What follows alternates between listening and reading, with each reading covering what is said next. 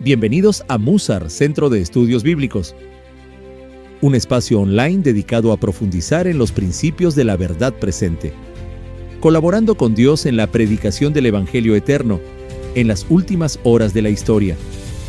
Únete a nuestra comunidad y sé parte de un pueblo que se prepara para el pronto regreso de Jesús.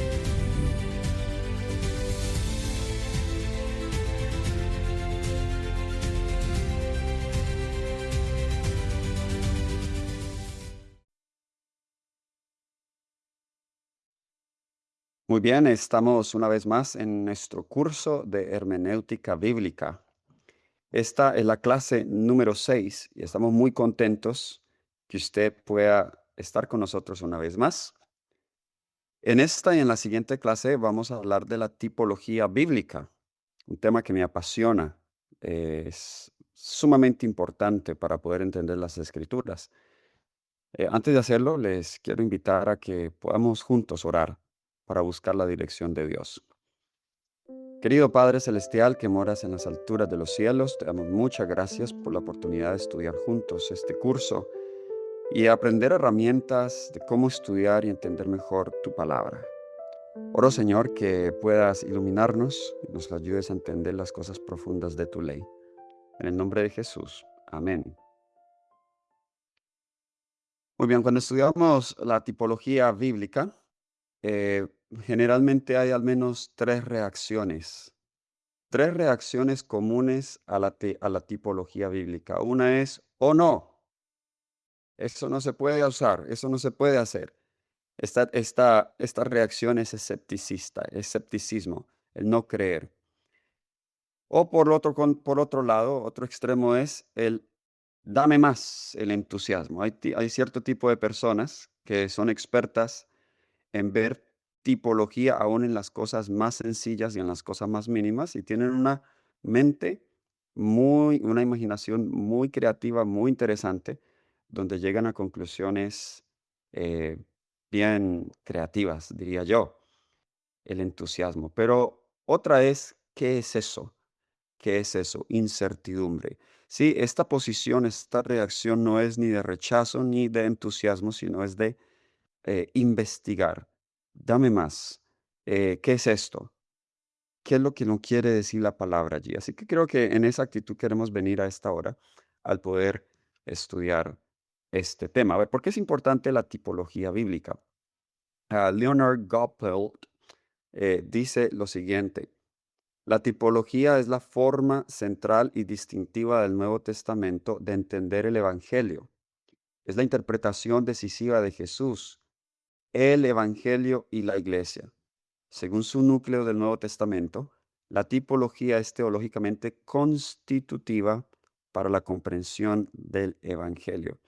Prácticamente lo que el doctor Goppel here está diciendo es que si no fuese por la tipología no podríamos entender el Evangelio, no podríamos entender el Nuevo Testamento, porque el Nuevo Testamento es el cumplimiento del Antiguo, pero para ver ese cumplimiento, la tipología es importantísima. Esta forma de leer las escrituras es muy útil al momento de interpretar. Recuerdan que en la lectura inductiva vimos la observación, la interpretación, la aplicación. En el momento de interpretar vienen muchas herramientas. Yo solamente les digo una muy básica, pero esta se puede usar también, y en las últimas clases vamos a ver más herramientas interpretativas de las Sagradas Escrituras. Robert Grant, historiador de iglesia, también dijo lo siguiente: el método del Nuevo Testamento para interpretar el Antiguo Testamento es generalmente el de la tipología. De nuevo, importante esto para ver la relación entre el Antiguo y el Nuevo Testamento. Earl Ellis dijo: la interpretación tipológica expresa con mayor claridad la actitud básica del cristianismo primitivo hacia el Antiguo Testamento. Vamos a notar en esta clase que la tipología bíblica no es algo que los teólogos se han inventado. De hecho, los mismos autores del Antiguo Testamento y del Nuevo Testamento dan índices que esto debe utilizarse. Así que vamos a ver ahora la naturaleza de la tipología bíblica. El término clave que vamos a estar eh, estudiando, haciendo alusiones, el término tipos. Ese es así como se escribe en griego tipos. En español sería tipo. ¿Ok? Esta palabra tipos aparece 20 veces en el Nuevo Testamento. Tipos se usa en 5 pasajes del Nuevo Testamento, donde el escritor del Nuevo Testamento interpreta el Antiguo Testamento y etiqueta su interpretación como tipos o antitipos. ¿Ok? Vamos a ver cuáles son esos 5 pasajes específicos donde el autor hace esto. Muy bien. Primero es Romanos 5:14. Vamos a leerlo. Vamos a leer Romanos 5:14.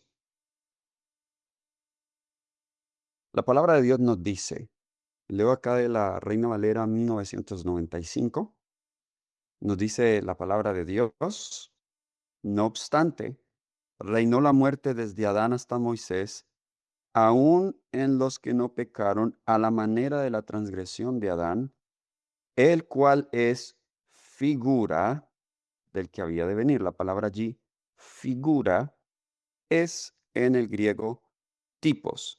Note que aquí directamente el autor de Romanos, Pablo, utiliza a Adán como tipo de Cristo o como figura de Cristo. Así que yo quiero que ustedes tengan esto claro, que esto no es un método que estamos nosotros forzando a las escrituras. Lo usamos porque los mismos autores del Nuevo Testamento lo usaron y lo vieron así.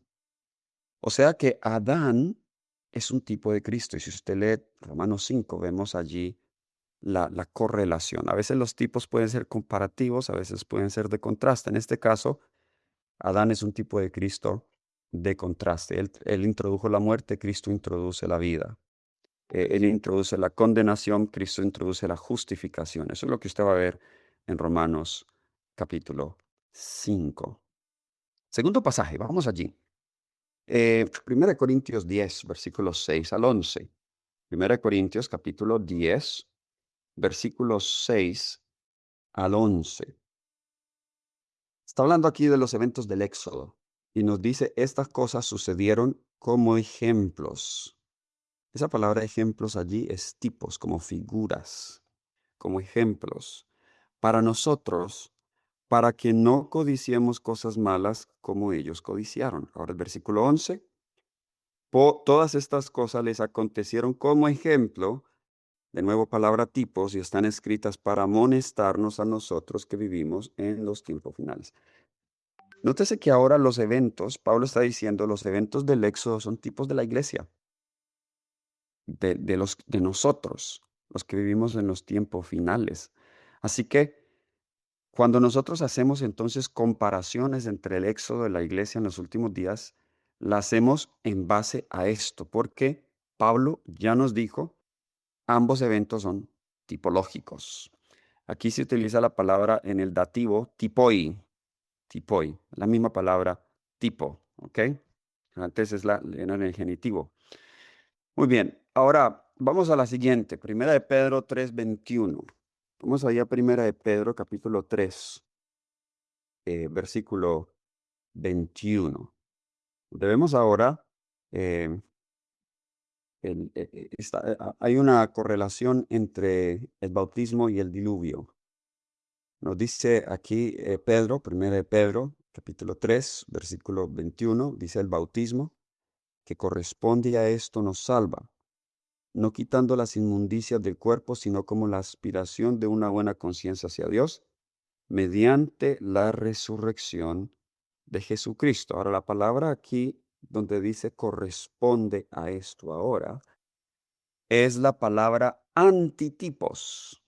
Aquí se utiliza la otra palabra, antitipos, que la raíz sigue siendo tipos. Ahora, anti en griego también puede significar correspondiente a. Por eso aquí los traductores traducen esa palabra ahora el bautismo que corresponde. Por lo tanto, lo que Pedro está queriendo decir es que el bautismo corresponde al diluvio, es decir, el bautismo aquí corresponde al tipo. el diluvio es el tipo, el bautismo es el antitipo. En el caso de Adán y Cristo, Adán es el tipo y Cristo es el antitipo.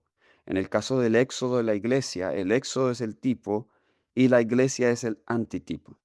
¿Sí? Estamos entendiendo lo que estamos diciendo. Entonces, este ya es otro autor, Pedro, él también usa el principio de la tipología. Ahora a Hebreos. Hebreos capítulo 8, versículo 5. Muy importante este pasaje para los adventistas del séptimo día. Hebreos capítulo 8, el versículo 5, nos dice, estos sirven a lo que es figura, ahí está, y sombra de las cosas celestiales, como se le advirtió a Moisés cuando iba a erigir el tabernáculo, diciéndole, mira, haz todas las cosas conforme al modelo que se te ha mostrado en el monte. Nótese aquí, está haciendo una referencia, una relación del santuario terrenal al celestial. En este caso, el santuario terrenal es el tipo y el santuario celestial es el antitipo. Un último ejemplo, este es Hebreos capítulo 9, versículo 24. Hebreos capítulo 9, versículo 24. Porque no entró Cristo en el santuario hecho por hombres, figura del verdadero, ahí está la palabra, sino en el cielo mismo para presentarse ahora por nosotros ante Dios. De nuevo, vemos entonces que está refiriéndose a lo mismo, el santuario terrenal, que es figura del celestial. Así que el antitipo es la satisfacción del tipo, si lo pudiéramos decir de esa manera, es decir, es el cumplimiento más completo del tipo. Ahora, ¿cuáles son las características de la tipología bíblica? Número uno es que hay un elemento histórico en los tipos, en la tipología bíblica. Por ejemplo, hay realidades históricas, hay personas como Adán, hay eventos como el diluvio y el éxodo, hay instituciones como el santuario que ocurrieron en eventos históricos en la historia sagrada. Hay una correspondencia histórica de los contornos básicos entre el tipo y el antitipo, es decir, en situaciones similares, así como en su primer cumplimiento, estas cosas van a suceder de nuevo. Entonces, por ejemplo, hablando del éxodo, la iglesia va a pasar por situaciones similares a las que pasaron los israelitas cuando salieron de Egipto. ¿Ok? A eso nos referimos con correspondencia histórica. Pero va a haber siempre una intensificación, es decir, el cumplimiento en el antitipo va a ser más intenso, más grande que el del tipo. El tipo era una miniatura, el antitipo es más grande. ¿Ok? Segunda característica, hay un elemento profético. ¿En qué sentido? Pues al tipo anunciar algo está también sirviendo como una profecía. Entonces, eh, cuando se habla de el éxodo, vamos a volver a usar ese ejemplo, está profetizando, aunque está sirviendo de un tipo o comparación, pero también está siendo usado como una profecía de lo que va a pasar la iglesia en los últimos días.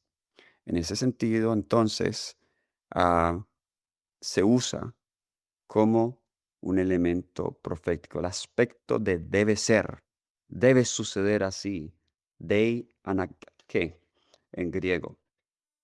Ahora, número 3, hay un elemento cristológico y soteriológico. O sea que no solamente es profético en referencia a la escatología, sino también es cristológico y soteriológico. O sea que no solo realidades históricas desnudas, sino realidades salvadoras. Realizado en Cristo o cumplido en Cristo o en realidades de salvación provocadas por Cristo. Cristo es el punto de orientación último de los tipos y su cumplimiento antitípico. Así que aquí tenemos al menos tres maneras en las cuales nosotros podemos entender el cumplimiento de los tipos en los antitipos. En Cristo, en la iglesia y de manera profética, que sería escatológicamente en los últimos días. Ahí tenemos los tres cumplimientos, que no están siendo forzados, sino que los podemos descubrir de las Sagradas Escrituras. Así lo usaron los autores bíblicos que acabamos de ver. Hay un elemento entonces eclesiológico, como habíamos dicho, que se puede aplicar a la iglesia, tanto a los adoradores individuales, a la comunidad o a los sacramentos como la cena del Señor o el bautismo. Todo esto son las experiencias de la iglesia. ¿Ok? Quizá otra mejor palabra para sacramentos que nosotros utilizamos en la iglesia es los ritos de la iglesia. Y hay un elemento escatológico. Si es profético, hay un elemento escatológico que es, la escatología significa el final, la consumación de todo. Todo lo que concierne a los eventos finales. Entonces vemos cómo, por ejemplo, Adán apuntaba a la venida de Cristo. De hecho, los autores del Nuevo Testamento vieron al primer advenimiento de Cristo como la inauguración de la eh, etapa escatológica. Es decir, cuando hablamos de escatología bíblica, comienza con el advenimiento de Cristo, que para ellos ya era un indicio que estábamos en los últimos días, el primer advenimiento de Cristo. O sea que desde el advenimiento de Cristo, el primero, hasta el final, ese periodo lo podemos entender como el periodo escatológico.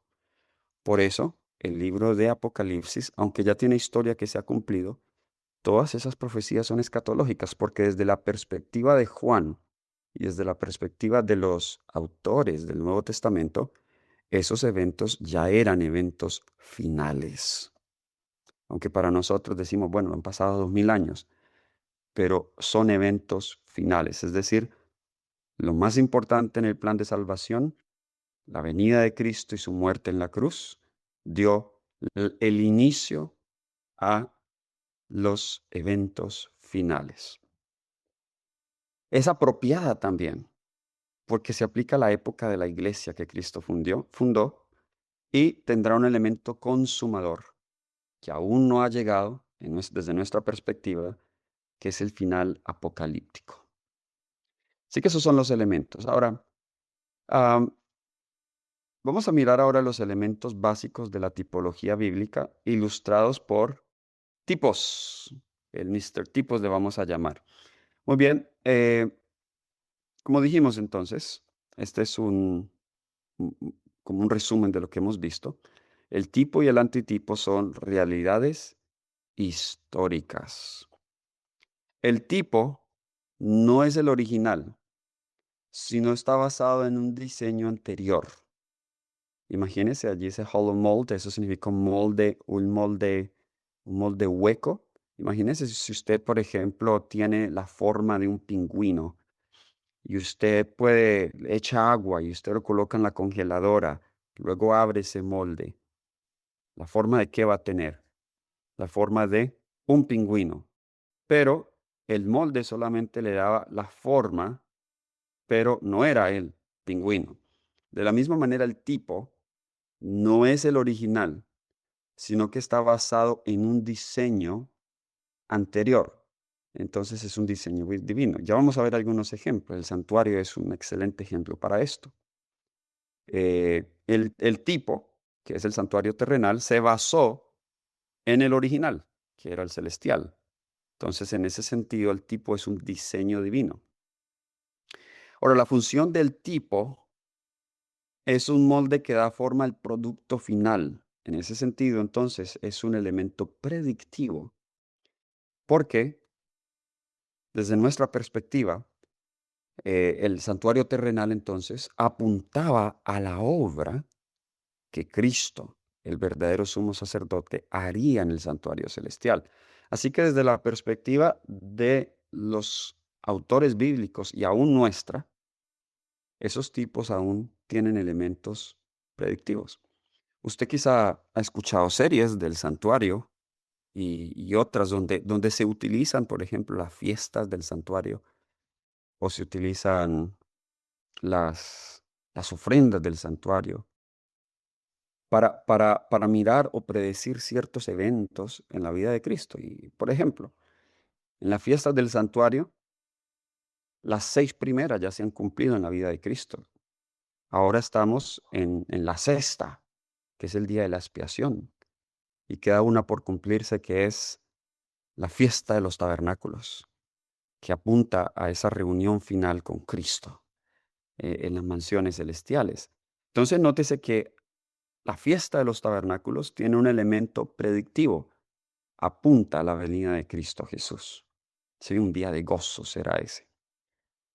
Am, entonces, hay contornos básicos entre el tipo y el antitipo. Eh, en eso hay que tener mucho cuidado porque muchos predicadores que les gusta utilizar esta metodología eh, no saben distinguir entre los contornos que deben ser aplicables en el cumplimiento y para ellos lo comparan todo. Les doy un ejemplo. Un predicador en una ocasión muy conocido en el mundo hispano hizo una comparación entre la historia de José, los 7 años de las vacas gordas, los 7 años de las vacas flacas, en los últimos días. Hizo esa comparación. Y bueno, creo que esa historia puede ser tipológica, sí, de lo que va a suceder en los últimos días. Primero, antes de que vengan los tiempos de hambruna, van a venir unos tiempos breves de abundancia. Hay citas del espíritu de profecía donde Ellen White dice eso. El error de él fue también transferir el elemento del tiempo. Exactamente. Para él tenían que ser los 7 años de las vacas gordas que tenían que cumplirse exactamente. U otro ejemplo, que también se ha caído mucho en esto. Se habla, por ejemplo, de los 1260 años, ah, que eran 3 años y medio. Algunos han querido aplicar de nuevo eso a los últimos días, exactamente, pero esta vez literal. O otro ejemplo, por allá por los 60 hubo gran entusiasmo por el cumplimiento de los 120 años de la iglesia, desde 1844.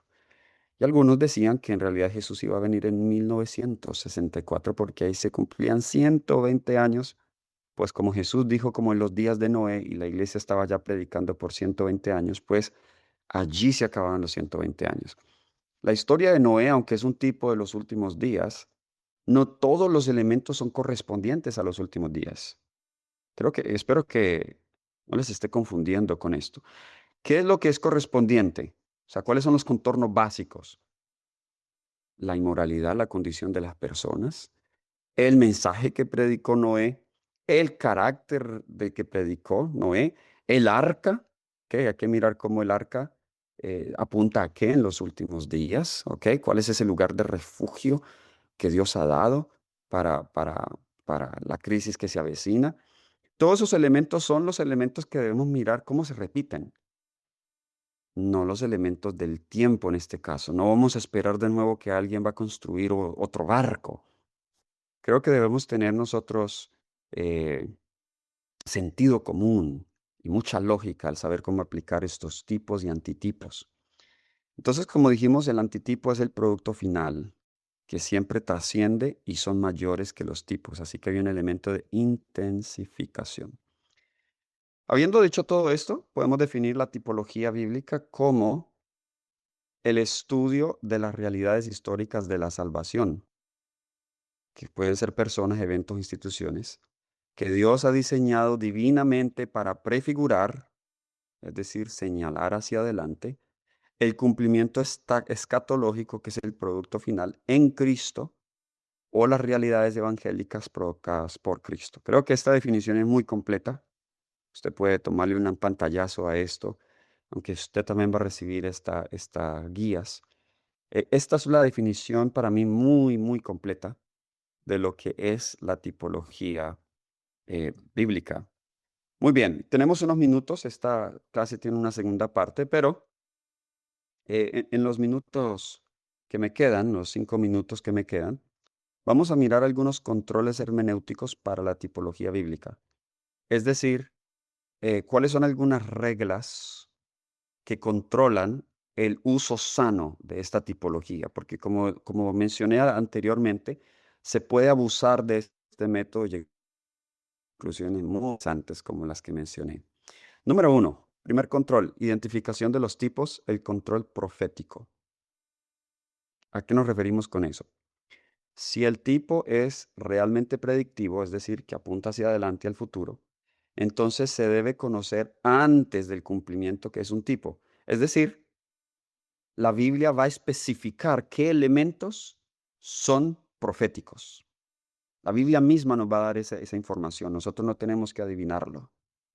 Por ejemplo, en Deuteronomio 18:18 dice, levantaré a un profeta como tú. O sea, Dios claramente, aquí Moisés es un tipo de ese profeta que se iba a levantar, que sería más que un profeta. Es Jesús mismo, el Mesías. Notes entonces aquí que el hecho de que dice levantaré un profeta, aquí ya hay una predicción, aquí hay un control profético. Así que este, este cumplimiento se debe reconocer antes, o más bien esta información se debe reconocer antes del cumplimiento del tipo. Y el santuario es un buen ejemplo para eso. Jeremías 17:12, hablando del santuario celestial, dice que existía antes de la entrada del pecado, desde el principio. Vemos alusión al santuario en Ezequiel 28:14, donde hay un querubín cubridor en el monte santo de Dios. En, en Isaías 14:13 se habla de ese monte como el monte de la congregación, de la asamblea. ¿Ok? Vemos entonces que ese santuario ya existía, pero cuando Dios le muestra a Moisés ese santuario, en Éxodo 25:9 dice que hazlo según el modelo del tabernáculo y el patrón de todos sus muebles, así lo haréis. Así que nótese que estos textos claramente nos hablan primero de un original, luego de un modelo basado en este original. Ahora, hay otra palabra que es muy parecida a, bueno, en el al Nuevo Testamento se usa la palabra tipos para modelo, ejemplo, figura, pero en el Antiguo Testamento se habla del tabnit, el modelo, el modelo. Dios dice que le mostraría a Moisés en la montaña el tabnit, el modelo para el santuario. ¿Ok? Así que ese modelo, esa palabra tipos, se usa en la Biblia de la Septuaginta, que es la traducción del griego del Antiguo Testamento. Tamnit se traduce como tipos. O sea que ahí está la correspondencia. La palabra tamnit en el hebreo se usa muy similar a la palabra tipos en el griego. Es decir, es una copia del original que sirve de modelo para otra copia. ¿Ok? Vamos a ver una ilustración de eso. Segunda de Reyes 16, 10 al 11, donde vemos la historia de Acaz. Se nos dice ahora el rey Acaz fue a Damasco para encontrarse con Tiglat-Pileser, rey de Asiria, y vio un altar que estaba en Damasco. Y el rey Acaz envió a Urías, el sacerdote, el diseño del altar y su patrón según su artesanía. Entonces Urías el sacerdote edificó un altar según todo lo que el rey Acaz había enviado desde Damasco. Miren, él vio un altar y el rey dijo, bueno, yo quiero hacer un altar como ese. Así que aquí habla el Tabnit. Vio el modelo y mandó al sacerdote Urías para que edificara uno como ese. Eso mismo sucede con Moisés cuando él eh, se le dijo que lo hiciera de acuerdo al modelo. Así que este Tabnit era un modelo en miniatura. Se utilizó para hacer una copia también en Jerusalén. Esta es la palabra que se utiliza en Éxodo 25, 9 y 40, cuando se le ordena a Moisés que lo hiciera todo según el tabnit, todo según el modelo que se le fue mostrado en el monte. Fue una representación en miniatura. Termino con esta cita de Ellen White en Dones Espirituales, volumen 4, página 5. Dice, le presentó a Moisés un modelo en miniatura del santuario celestial y le ordenó que hiciera todas las cosas según el patrón que se le mostró en el monte.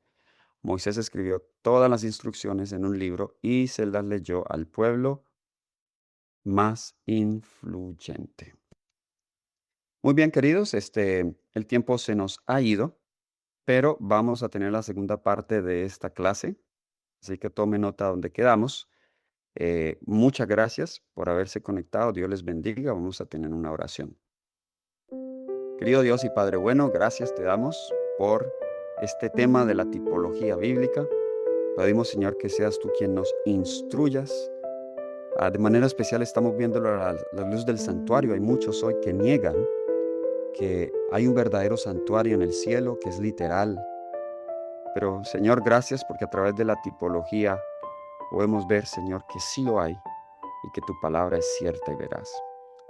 Gracias, Señor, por todo. Bendice de nuevo este curso, esta clase, en el nombre de Jesús. Amén.